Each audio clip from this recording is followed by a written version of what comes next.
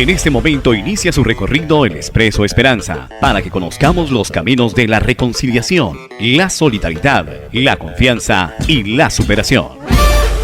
Seguimos con José Vicente, la Universidad Javeriana. El aporte puntual a la paz, a la construcción de paz, ¿cuál es? Las emisoras universitarias en Colombia, estamos asociadas en una red de radios universitarias que tiene su propia página web desde el año 2003. Hemos tenido 13 encuentros.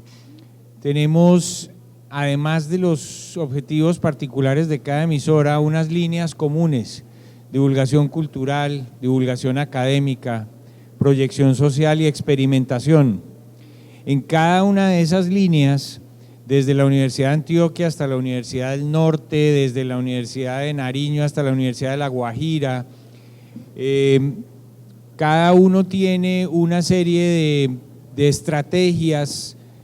Somos emisoras locales y cada una de nuestras emisoras tiene aportes desde lo cultural, desde lo académico, desde lo social y desde lo experimental, que podrían ser considerados aportes a un país en sana convivencia. No necesariamente estar utilizando la palabra paz o hablando de La Habana o de los acuerdos significa que uno está contribuyendo a la paz.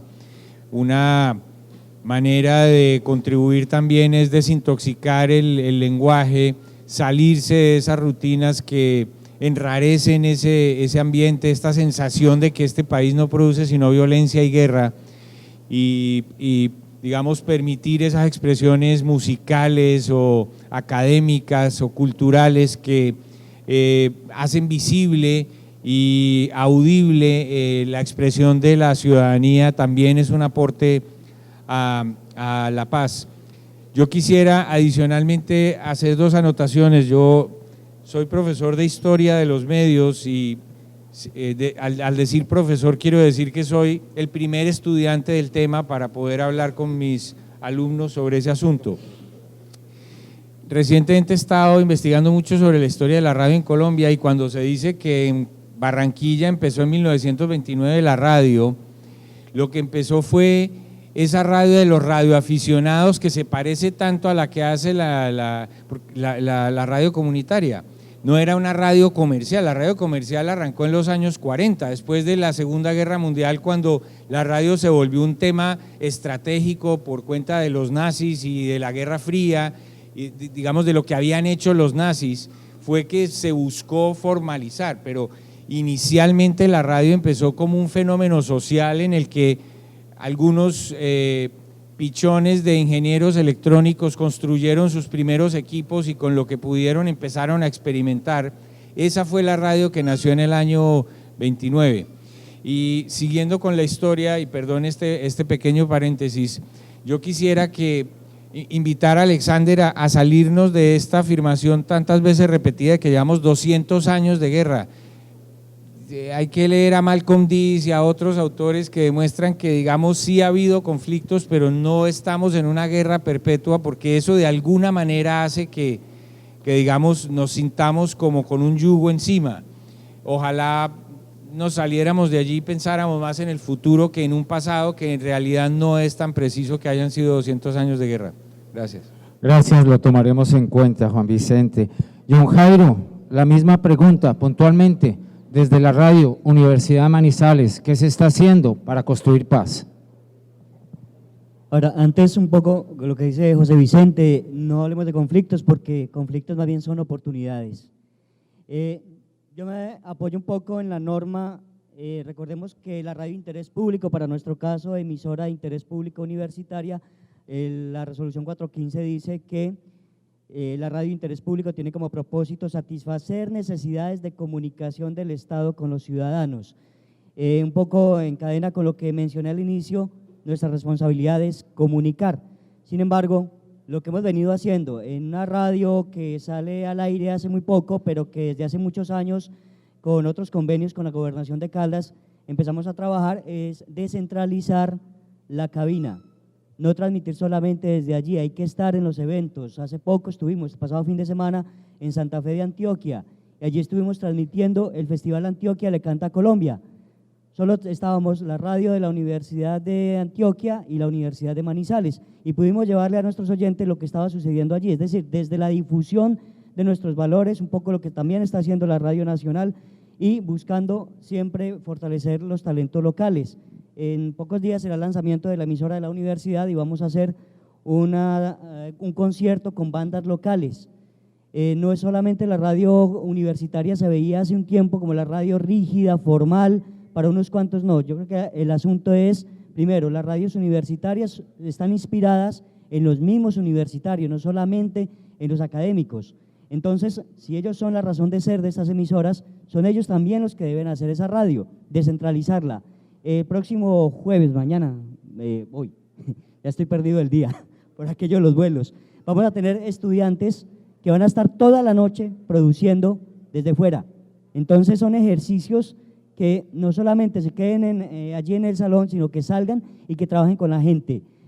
Hablamos de participación y creo que ese es otro asunto que nos convoca, porque la participación no es exclusiva de la radio comunitaria, como se dice, que entre otras no debemos hablar solo de radio comunitaria, porque creo que el término está en discusión. Debemos es hablar de radios ciudadanas, y ahí es donde está la afinidad de la radio de interés público y la radio que menciona la norma como comunitaria. Entonces, el asunto de la participación creo que es lo más importante. Y cuando se es participativo, esa es la palabra. Algunos dicen, ¿será que ser participativo es cuando abro el micrófono, cuando la gente me llama? Yo creo que el tema está en la legitimidad. Más allá del 415 o las demás normas que le acompañan, creo que el asunto también está en que se es participativo cuando la gente se apropia de mi emisora, cuando la defiende, cuando la hace suya, cuando es su referente. Entonces creo que ahí es donde está la radio nuestra, la radio de interés público de la universidad, con estos eventos, con estas programaciones, pero también descentralizando la producción. Perfecto, John Jairo. Y Mauricio, la misma pregunta. Claro que es muy diferente las realidades de tantas redes, 31 redes, casi 600 emisoras, 400 hoy presentes, pero ¿cuál es ese aporte que se está dando desde CIPAS a la construcción de paz? Creo que a mí me corresponde hablar desde el aporte como gremio, o sea, ¿qué estamos haciendo como gremio para la paz? Creo que un primer paso muy importante es la participación nuestra en la discusión sobre el papel de la radio en el posconflicto. Creo que ahí tenemos una tarea fundamental, porque si ustedes leen el punto 2 de los Acuerdos de La Habana, que ya está publicado, en donde se habla de radios comunitarias, ahí John me perdonará, pero nosotros somos radios comunitarias, no lo estamos discutiendo. Tienes toda la razón, no lo discutimos, somos radios comunitarias, esa legislación es la norma que nos protege, tenemos que asumir esa identidad. Y en ese sentido, como radios comunitarias, vemos que lo que está firmado en La Habana está muy al revésado, no está claro. Confunden la radio de interés pública con la radio que llaman regional, que no existe en nuestro ordenamiento. Por fortuna no metieron también la ciudadana, porque ya acaban de enredarnos la vida. Nosotros somos radio comunitaria y el papel de la radio comunitaria en el posconflicto está en el acuerdo. ¿Y quiénes van a ser los que van a desarrollar eso? Tenemos que ser nosotros. Hace unos años, en la discusión con el Ministerio, en aquella época de las comunicaciones, cuando el Ministerio dijo, nosotros no tenemos nada que discutir porque para eso está la norma, nosotros le dijimos, mire, ustedes discutan con gente que en este país se mata. En ese momento estaban mata colombianos, estaban en los diálogos con los paramilitares.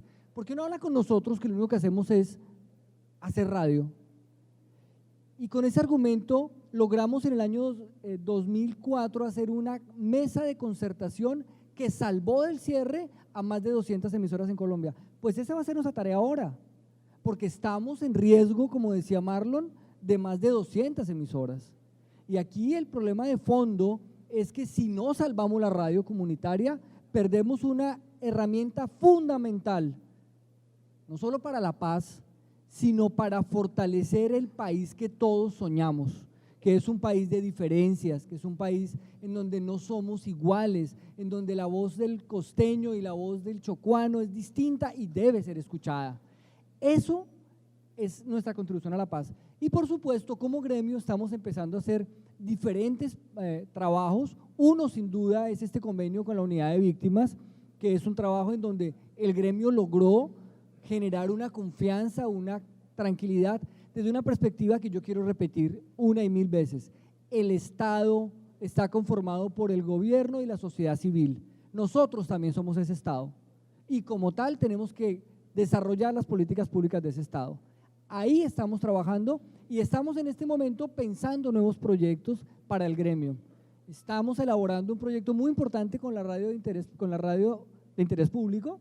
Tenemos sueños, como dicen los amigos de Nariño, a propósito de los disoñadores, que disoñadores es el que vive para hacer realidad sus sueños. Pues ahí tenemos un proyecto muy importante y otros más con diferentes entidades con el objetivo fundamental de fortalecernos en los 3 ámbitos en que debe fortalecerse la radio comunitaria. Uno, en el aspecto económico. La radio comunitaria no puede ser vista por el Ministerio de las TICs como simplemente un aportante de recursos por uso del espectro electromagnético. Nosotros no somos arrendatarios. Nosotros somos en este país un actor social fundamental, pero nos tratan como arrendatarios a los que todos los días les están cobrando el arriendo y si no paga lo saco.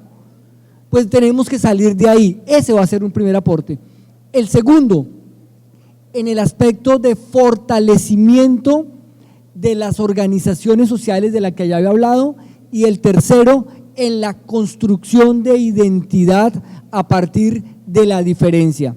Esos 3 elementos son los que estamos trabajando, eso es el Expreso Esperanza y esas son, digamos, las tareas más importantes que se ha fijado CIPAS. Fortalecernos económicamente, garantizar el fortalecimiento de organizaciones y tener una proyección nacional.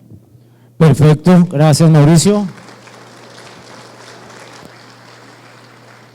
Mauricio, Juan, con muchas diferencias, pero usted lo ha dicho, podemos soñar juntos y construir seguramente muchas cosas hacia futuro. Seguimos con este foro que estamos realizando, Una sola radio, una sola paz. Catalina, ¿estamos preparados para dar ese paso? Los medios comerciales, ¿pondrán ellos su gran infraestructura para lograr esa participación? ¿Podrán los medios públicos, universitarios y también los comunitarios atacar, contrarrestar el miedo y la apatía para que la paz pueda abrirse camino? Pues yo creo que esa es una pregunta que digamos yo no dudaría que todos estamos en capacidad en la medida que tengamos el interés de hacerlo. Yo quisiera más bien acogerme a lo que acaba de decir Mauricio. Yo sí creo, ustedes saben que yo como Radio Nacional de Colombia y Radiónica, al igual que ustedes como las comunitarias, tenemos el mismo deber de pagar las frecuencias, lo mismo hacemos. Nuestro auditor, supervisor, interventor es también el MINTIC. Y creo, como Mauricio, que es absolutamente importante fortalecer, diseñar una política pública alrededor de la radio. No existe una ley de radio en Colombia y eso nos incluye a todos. La ley de radio debe incluir un tema de regulación de contenidos, debe incluir un tema de políticas editoriales, debe incluir un tema de horas al aire, debe incluir un tema de la construcción de la memoria sonora.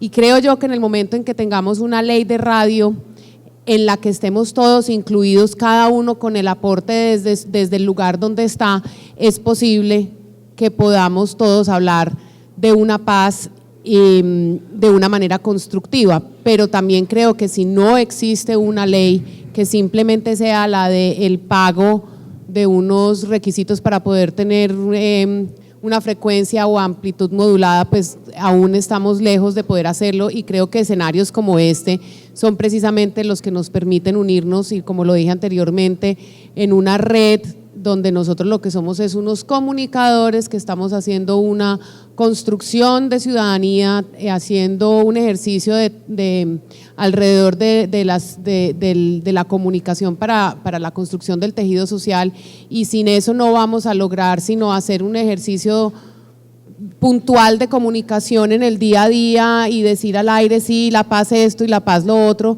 pero si no hay una ley de radio y que nos permita de verdad defender nuestras posiciones como comunicadores y radialistas, va a ser muy difícil que eso se logre, de tal manera que pues en cada uno de nosotros, en los espacios, ustedes que tienen espacios al aire, yo no lo tengo, pues está el deber de querer comunicar o no lo que está pasando con La Paz, pero creo que es más importante trabajar desde nuestras emisoras comunitarias, desde la radio pública, en una ley de radio, desde la política pública, en donde la radio sea un elemento de comunicación importante para la ciudadanía. Perfecto, manejemos ese contexto. Mauricio, pues precisamente porque es fundamental que hablemos de eso. De hacia futuro, entonces, esa ley, ¿cómo podría cambiar? ¿Qué podríamos hacer? ¿Cuál es la lectura que usted le da? Yo les quiero dar solamente un ejemplo que explica la importancia de una ley de medios comunitarios en Colombia. En Uruguay, en Chile, en Argentina, en Bolivia, donde existen leyes de medios, hay una reserva de espectro electromagnético, en donde el 33% es comercial, el 33% es de interés público, y en los casos de Ecuador y Bolivia, el 34% es comunitario. En los otros casos, el 33% es comunitario y ese 1% restante simplemente el Estado es, digamos, autónomo. Pero el 33% que es la tercera parte. El ejemplo es el siguiente: si sumamos las frecuencias de nuestras emisoras en este momento, estamos por el orden de los 110.000 vatios, todos nosotros. Solo Caracol Básica tiene 250.000. O sea que el espectro electromagnético colombiano está en manos del Grupo Prisa de España por arriba del 30%. O sea, ¿de quién es el espectro electromagnético? No es de las comunidades todavía. Estamos lejos.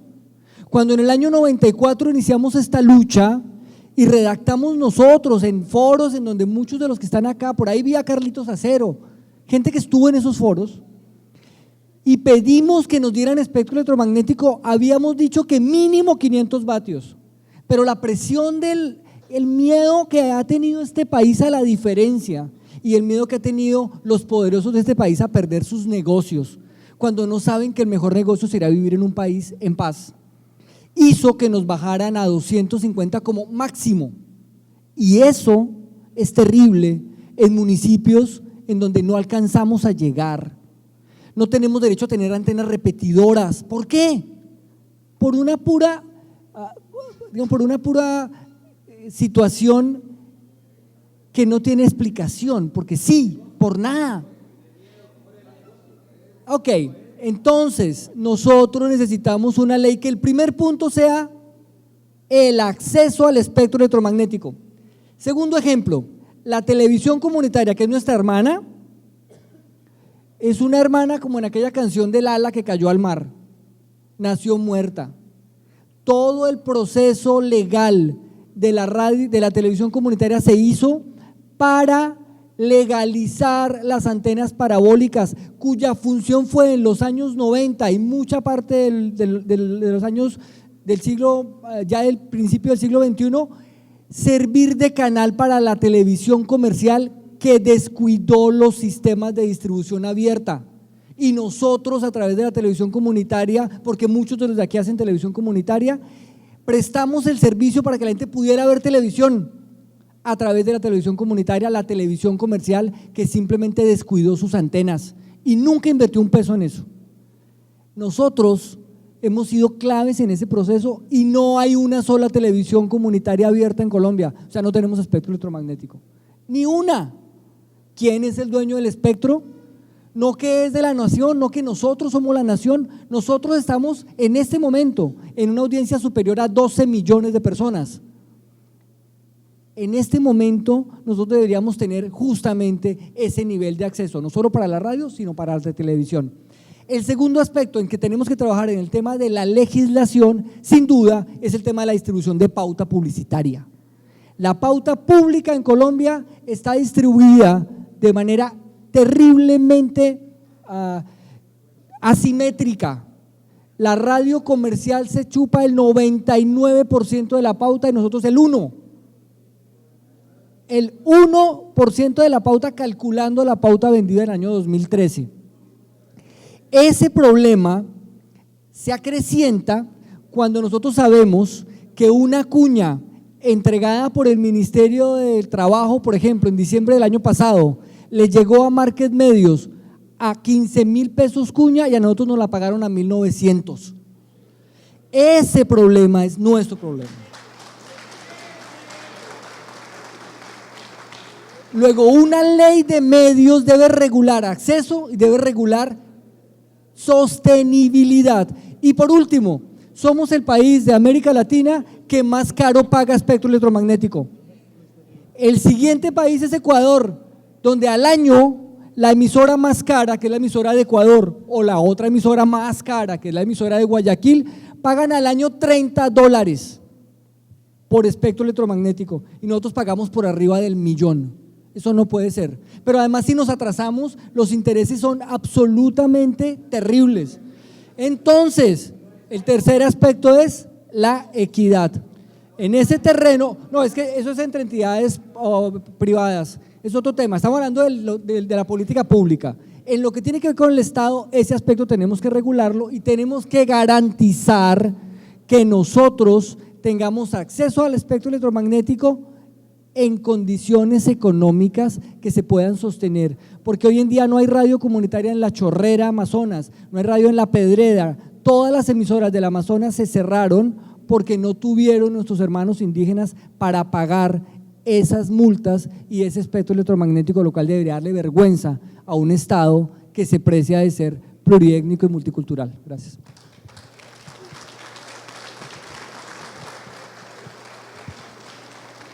Bien, Mauricio. José Vicente, en ese futuro, en ese escenario, ¿cómo se imagina las diferentes radios? Bueno, la verdad no sé qué decir después de este discurso tan gremial que para mí es completamente ajeno. Yo pensaba probablemente más ingenuamente una respuesta más filosófica. Estaba pensando, y perdónenme porque de verdad rompo la línea, en Estanislao Zuleta, que hablaba de cómo a lo que uno debe aspirar no es a vivir en paz, sino a convivir con el conflicto. Aspirar a creer que existe una sociedad en la que no hay conflictos es ingenuo y es engañarse. De hecho, tengo aquí una frase que utilizamos recientemente para una promoción en nuestra emisora que decía: solo un pueblo escéptico sobre la guerra y maduro para el conflicto es un pueblo maduro para la paz.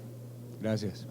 Perfecto, José Vicente. Juan, pues finalmente en ese mismo escenario, las radios, porque estamos hablando de toda la radio en nuestro país, ¿cómo la ve usted? ¿Qué lectura le da a lo que podría pasar en un futuro no muy lejano? Efectivamente, la radio es una herramienta impresionante, lo decía Catalina, tenemos la capacidad técnica, pero creo que debemos prepararnos más. Yo creo que debemos tener la garantía del acceso a la información, que se garantice ese acceso, y pues creo que esas herramientas se ven, digamos, limitadas en muchos casos, precisamente por ese tema de la sostenibilidad que estaba hablando Mauricio. Y pues claro, si a la radio comunitaria les dura, a veces dicen, no, pues que la radio de interés público tiene todo el recurso. Pues no es así. Las radios de interés público no pueden pautar, solamente pueden pasar los auspicios o patrocinios, y el recurso debe ser el mismo, en este caso de las universidades, como dicen, del pecunio de la misma universidad. Entonces es la voluntad que tiene la institución para tener ese medio. ¿Preparados? Queda como en interrogante. Creo que ahí es que fortalecernos mucho más para poder sacar este proceso adelante. Y en términos de sostenibilidad, no es solamente la sostenibilidad económica, también recordemos que la sostenibilidad sea en términos desde lo social, desde lo político, desde lo cultural, y de eso tenemos mucho nosotros. Desde lo económico hay muchas valencias. Perfecto, le invito a que conserve el micrófono, Juan, porque todos ustedes son personas de radio. Sé que de repente tienen alguna pregunta que le quieren hacer a alguno de los panelistas. Escoja uno de ellos y hágale la pregunta que usted bien tenga, y lo mismo para el resto de nuestros invitados. Bueno, a Mauricio, por aparte, después hablamos del tema de la ciudadanía. No, me gustaría de pronto a nuestra compañera de Catalina de Radio Señal Colombia, porque si bien refleja la institucionalidad del Estado, ¿cómo hacen para desligarse o mantener más bien esa función de la radio pública independiente de la política de Estado para poder llegar a estos procesos? No es fácil. Debo arrancar por decir que no es fácil. No es fácil por muchas razones en lo práctico, en el día a día. Pero el ejercicio mío, digamos como líder del equipo, es procurar que siempre estemos buscando una neutralidad permanente en lo que estamos diciendo. Es decir, lo que les decía al principio, nosotros buscamos tener no solamente muchas fuentes, sino la forma como lo decimos sea un tono neutral para que sea el oyente el que tome una posición, gracias a que nosotros podemos poner ciertas situaciones desde muchas perspectivas. Creo que es un ejercicio que desde la parte cultural y cuando estamos difundiendo prácticas culturales, hablando de patrimonio intangible, es un ejercicio que hacemos bastante bien. Cuando estamos desde la parte informativa, se nos complica porque la verdad de las cosas es que no porque tengamos una presión del gobierno, no porque nosotros estemos recibiendo llamadas de manera permanente, vea, tiene que hablar de esto, tiene que decir esto, sino porque es que estamos muy cercanos al gobierno. Entonces, inevitablemente es una información, es decir, a la primera emisora que le mandan el comunicado de prensa de La Habana, a la primera emisora que le dicen estamos listos para enlazarnos con Palacio, es a nosotros. Entonces, de todas maneras, nosotros tenemos una información de primera mano que no podemos no dejar de usarla. Lo que es muy importante es que el equipo de personas, los productores, realizadores, investigadores que están sentados en la mesa sepan cómo comunicarlo de tal manera que no sea, uy, ya va a hablar Humberto de la calle y es una maravilla que vaya a salir diciendo, sino decir, esto es lo que está pasando y tratar de manejarlo a través del tono. Pero sin duda estamos en una situación que solamente a través de un profesionalismo total uno logra desprenderse tal vez de esa idea que se tiene que nosotros somos, y pues que no debe ser así. Yo no quisiera que ustedes salieran de acá con la idea que nosotros somos la emisora del gobierno ni la oficialista. De hecho, quisiera que ustedes salieran diciendo, en efecto, la Radio Nacional de Colombia y Radiónica están haciendo un ejercicio de neutralidad y de comunicación plural, diversa e incluyente. Pero como les digo, si no hay una ley de radio, por ejemplo, que también nos blinde a nosotros desde ese punto de vista, ese siempre va a ser una delgada línea difícil de sostener. Catalina, pues conserve el micrófono y haga la pregunta a quien quiera, el interrogante que le quiera plantear a sus compañeros.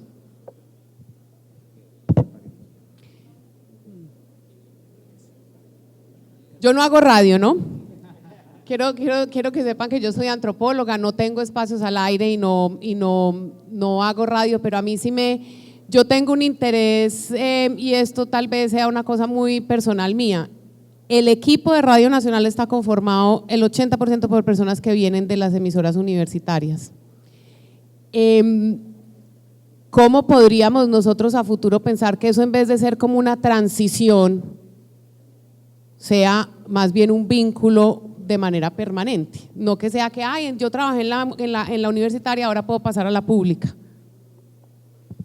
Pues es una muy buena pregunta, nunca se me había ocurrido, y aprovechemos pues aquí con todos estos testigos para pues dar el primer paso en un camino que podríamos recorrer más adelante, y es que la radio pública, la radio universitaria, las radios comunitarias, pues nos comuniquemos más, ¿no? Incluso la radio comercial, o sea, es que un poco empezarnos a volver guetos tampoco va a contribuir un poco a ese país incluyente que estamos pensando, así que tenemos mucho que hablar.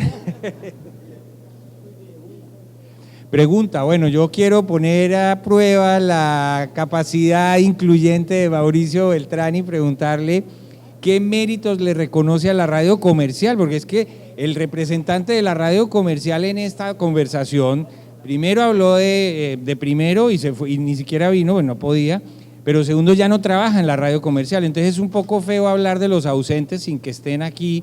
¿Qué podemos decir a favor de la radio comercial, Mauricio? Bueno, aquí hay una infidencia, y es que cuando estábamos redactando el guión, pues yo fui el que escribí la cosa a favor de la radio comercial. porque sin duda, yo tengo la absoluta certeza de que nosotros tenemos de las mejores radios del continente en los 4 ámbitos. Estoy absolutamente convencido que la radio comercial colombiana da la pelea en por lo menos 2 aspectos fundamentales. Lo que hizo la radio comercial colombiana para hacer conocer nuestros músicos y nuestra música fue fundamental en la historia de Colombia. O sea, sin la radio colombiana no habríamos logrado llegar al maestro Barros, al nivel en que está. No habíamos logrado llegar al maestro Escalona, esa radio, a Lucho Bermúdez. Esa radio comercial en Colombia ha sido fundamental. Ahora bien, desde el punto de vista de la información, esa radio la necesitamos, porque esa es la información general, es la información que habla del país, pero si ellos quisieran, no podrían hablar de nuestras noticias, y ahí está nuestra fuerza. Pero nosotros sí necesitamos escuchar qué está pasando en el contexto nacional, y para eso necesitamos la radio comercial, y hace un buen trabajo, y tiene muy buenos periodistas, y hay excelentes profesionales. Creo que la deuda en este momento de la radio comercial en Colombia tiene que ver con el entretenimiento, porque en el entretenimiento la radio comercial se fue por el facilismo, por el chiste flojo, por el machismo, por el sexismo, por la cosa morbosa, casi obscena, y ese humor barato le está creando un ruido a nuestros jóvenes, sobre todo en la manera de construir su sentimiento, por ejemplo, de la sexualidad o del erotismo, que es una gran deuda de la radio comercial. Creo que han perdido mucho en el tema de entretenimiento, se han ido por la fácil. Aunque tiene otras de entretenimiento buenísimas, yo podría decir, por ejemplo, que A Vivir, que son 2 días, o que La Luciérnaga, que son formatos muy bien hechos, pues ayudan mucho. Entonces, le reconozco mucho a la radio comercial, creo que la necesitamos. Este país necesita 33% de radio comercial, con eso te digo todo, y la necesita buena. Gracias, Mauricio. José Vicente preguntó de una vez, entonces, Mauricio, finalmente, ¿a quién escoge para plantearle alguna inquietud? No, pues yo voy a preguntar a John Jairo para que haya equidad aquí, porque nos falta John Jairo por responder. John Jairo, a John Jairo yo lo conozco desde que éramos más chiquitos, pero John Jairo es un tránsito muy interesante entre la radio de la gobernación a la radio más comunitaria, y ha estado como muy en esos dos terrenos. Tú has hecho puentes. ¿Cuáles son los puentes que ligan a la radio de interés público con la radio comunitaria en la experiencia tuya? Bueno, es parte de lo que hablaba ahorita de la ciudadanía y las radios ciudadanas. ¿Por qué hay esa afinidad? Uno, porque cuando hablamos de lo comunitario es lo común, y si hablamos de una radio participativa, plural, pues entonces estaríamos sencillamente diciendo que la radio comunitaria es para un sector específico y se estaría perdiendo eso de lo plural. Es lo que hemos venido inclusive desde la investigación académica con los chicos de la universidad. Entonces nosotros hicimos ese tránsito de la radio estatal o institucional de la gobernación de Caldas, pero gestada desde la Universidad de Manizales. Posteriormente cambios de gobernación y demás hicieron que la emisora pues fuera trasladada a la gobernación donde pertenece, y la normatividad no permitía que las universidades privadas tuvieran emisoras universitarias, por lo cual el Estado estaba monopolizando el servicio de radio. Una vez, por una acción precisamente de la Red de Radio Universitaria de Colombia, se cambia la norma, se modifica y ya sale una categoría especial que es emisoras de interés público universitarias. En esa categoría que estamos nosotros en la Universidad de Manizales, entonces ya tenemos nuestra propia estación, pero también en ese tránsito hay otra posibilidad que es la radio online, la ciberradio. Esa es otra de los escenarios que no hemos tocado hoy. No podemos quedarnos en las ondas hercianas, el futuro es en la red y no hemos sabido utilizar esas redes sociales. Esta es la mejor herramienta que tenemos nosotros para hacer eso que llamamos participación. ¿Cómo hacer que Facebook sea esa herramienta verdadera de participación? Les decía, no se es participativo solamente cuando la gente nos llama, hay que estar con la gente, no es solamente abriendo el micrófono. Entonces, el hacer que la radio estatal, la radio universitaria, la radio comunitaria, toda confluya en eso que llamamos radio ciudadana, creo que es donde llegamos todos, convergemos en un mismo lenguaje, y no solamente desde estos 2 modelos, sino también desde la radio comercial. Muchas gracias. Gracias a Catalina, gracias a José, Gracias a Mauricio, a John, por esos valiosísimos aportes, por esta maravillosa charla que tuvimos en esta mañana de paz y de nuestro día a día en las radios, sean universitarias, de interés público, comerciales, comunitarias. Acá hablamos de una sola radio, una sola paz. Y así para estas 400 emisoras y más de 700 municipios en todo el territorio nacional, hemos hecho esta transmisión especial del Expreso Esperanza.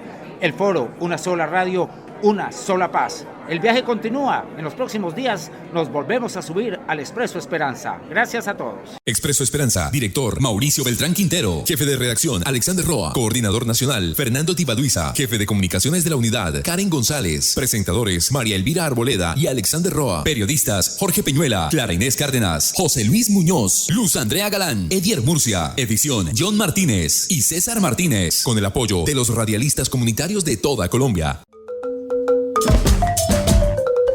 Y así hemos cumplido con un nuevo recorrido en el Expreso Esperanza. Espere nuestro nuevo viaje por los horizontes de la ilusión. Lo que pasa es que